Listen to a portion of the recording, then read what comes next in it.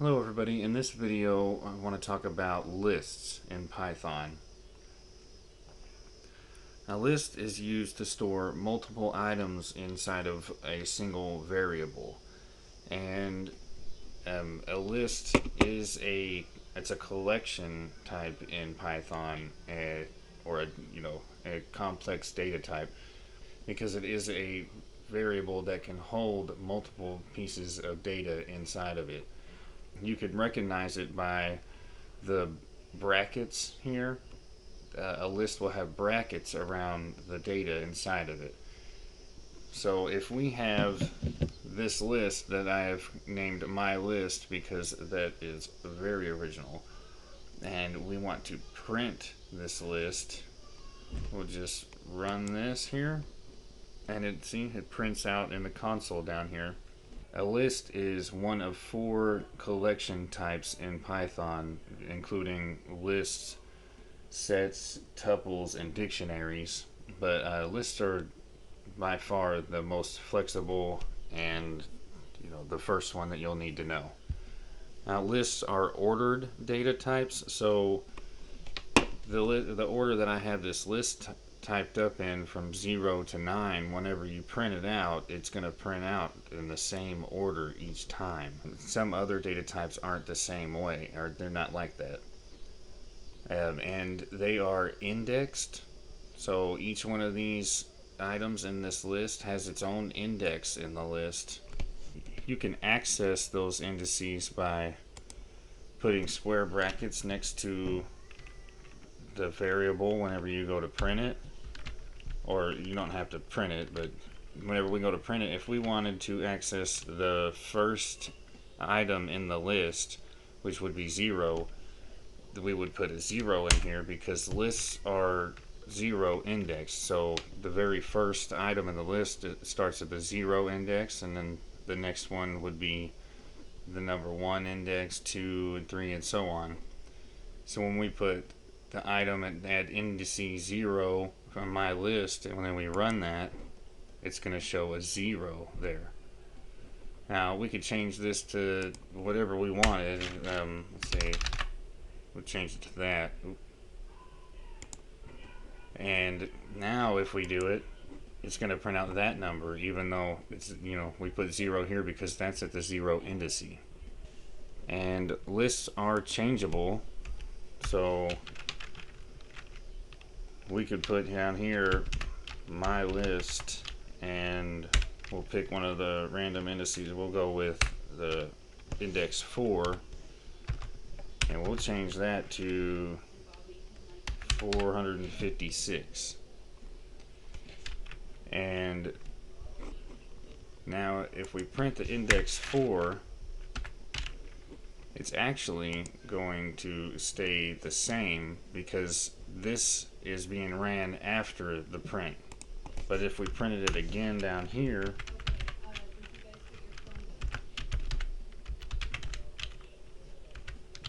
and then we printed the indice number 4 again, it's going to be different that time because we have changed this list item right here, and then we printed it again after it was changed. Up here it won't be changed because this command, this code hasn't been ran yet whenever this is ran. Also with lists, we can print we can find the length of the list by using the len function. So the len function will be the len and then parentheses, and then you put the list that you want in the parentheses to find the length of it. So we'll put my list, and we're going to print this just to show you. Now we'll print that again, and there are 10 items in this list. Now we could add another item to the list and then print it again, and it'll show us, now it changed the amount of items in this list whenever we put this extra item in here, and whenever we printed the length of the list, it added another one to it. Now, one of the things to know about lists is that they can have multiple data types in them. So we could put Josh here. Let's put Josh right there. And that is at the 1 or 0, 1, 2, 3, the 4th index. So now if we run this again, right there it shows that the item at the 4th index is Josh, and it doesn't give us any errors or anything because the lists can have multiple data types inside of them. They can have strings, floats, integers. The list can also have other lists inside of them. So if we wanted to put another list, we just put another set of brackets and then put some more data inside of those. So if we wanted to print the last item in the list now, which is actually another list, we would just put in whatever index that whole list is in, which it's at the last index, which happens to be number 11. And if we print it, it shows right here, that little list there. Now that is a nested list. And you can have them, you could have another list inside of that one and another one inside of that and so on and so forth. Now there's something called the type function, and you can put in a data type in there and it will print you the data type that of whatever you put in the parentheses. So we'll put my list, and then we're gonna have to print that. So print,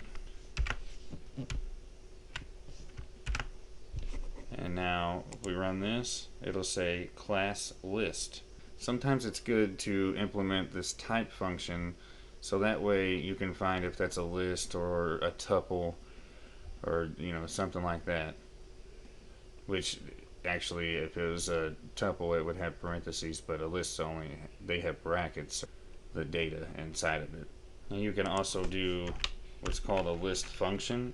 We can do, let's say, list2, and we'll make that a variable, and then we'll do a list function, and then we'll have to put a double parentheses because the one parenthesis set is for the function to call it, and then the other parentheses, it's going to tell us what kind of data we're putting in the list. So let's put 3, 4, 7. Alright, and then now that we've made that a list, we can print list2, and then we'll run that, and then it'll print the list number 2, and we actually called the list function to make the list.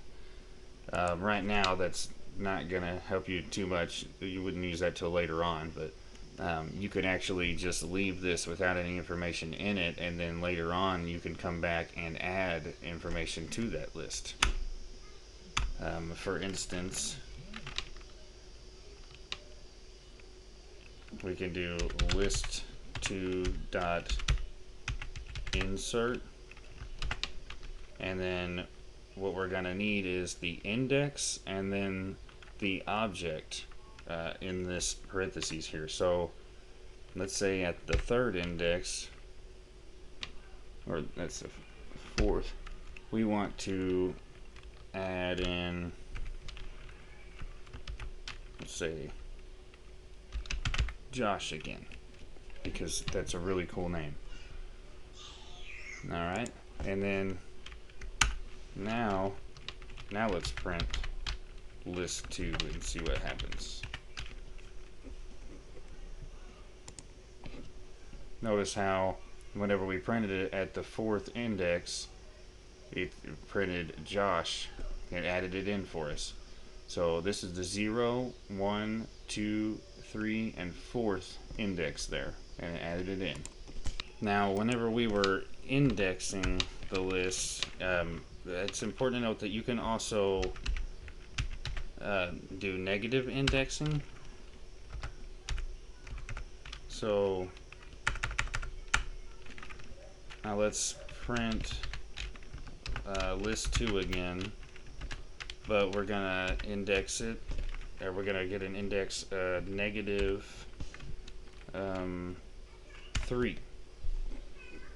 So whenever we do that, it's Josh is the negative third index because it starts at -1. You can't have 0 because 0 was the first index. So it'll start at -1, and then it'll start at, then it'll go -2, and then -3 right there. And that's Josh is the -3 one.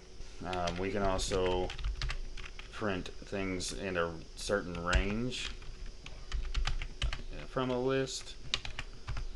So let's say we wanted to print everything starting from index 2 spot all the way to the end. So in that case, we would just put the 2 as the starting point, and then a colon there, and then we wouldn't put anything in the ending point there if we just wanted it to run all the way to the end. And notice it does do exactly that. It starts at the index number 2, then goes to the end. Now you could also, we could put an ending point, just where it goes from index number 2 to 4. And now notice it starts at 2 and goes to 3, and 4 is not inclusive, it's exclusive. The first one that you start out is inclusive, and the second part is exclusive. Alright, so and now we can also do another colon, and then we could put in a third value there, and the third value will tell you what step to go by. So in this, we will be going by 2's. So it's only going to print one right there. Let's just not put a value in there, so it'll go all the way to the end of the list, and it counts by 2's. So now it is counting from the second index, and then it's skipping the third and going to the fourth, and then skipping the fifth and going to the sixth. And that's as long as that list is, but it would just keep going on, by 2's all the way until the end. And now if we wanted to start at the index 6, we could go backwards too. You can go a negative step. So if we do that, it'll start at the end and go back by 2's. Now you can append an item to at the end of a list. And by doing that, you just will put the list name and then dot to call a method, which is a function attached to a list, or attached to an object actually. So you put dot append and then parentheses to call the function, and whatever you wanted to append to the end of the list right there. And now that we've done that, we will print the list again. And now, as you see, here's the list, and that last item string was added to the end of it. Now, how we can insert list items, we can also remove list items. So we can press list2.remove, and if you notice, whenever we type in list2 and then put the dot there, it automatically pulls up a bunch of different methods that we can use on this. There's append that we already did, and insert. There's sort and pop and extend, and we're going to use remove. And we're going to remove the last item again.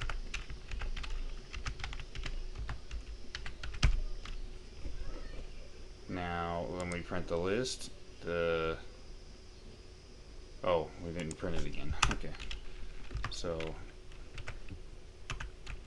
now when we print the list number 2, it is going to have that last item removed from it. Now, some other things we can do with lists. We can reverse the list. So we do list2.reverse, and then now if we print the list,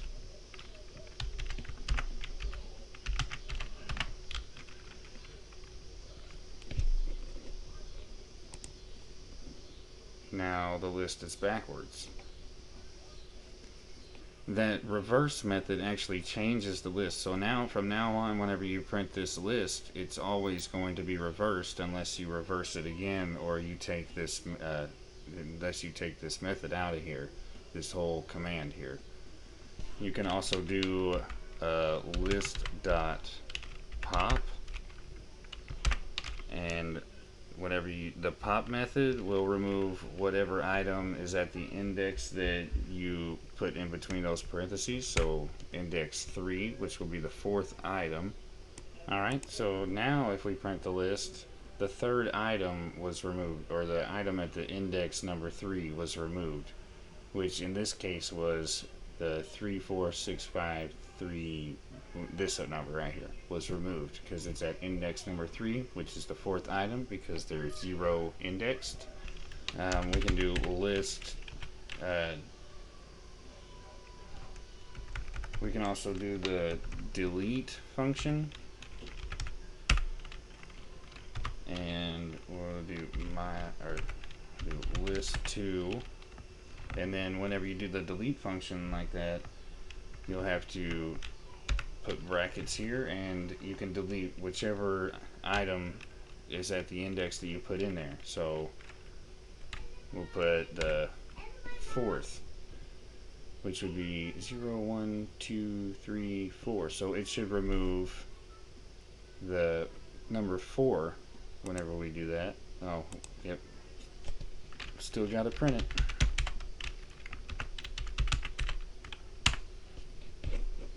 Now if we run this, it will remove that number 4, which was at the 4th index. Now if you forget to put this bracket here with the item in there, the index in there, it will delete the entire list. So unless you want that to happen, I would always put the brackets there and the index number that you want. You can also clear a list by calling the clear method. We won't do that because it's going to clear the list, but it would just remove all the items from the list, and it'll be empty brackets at that point, which you can add more items in.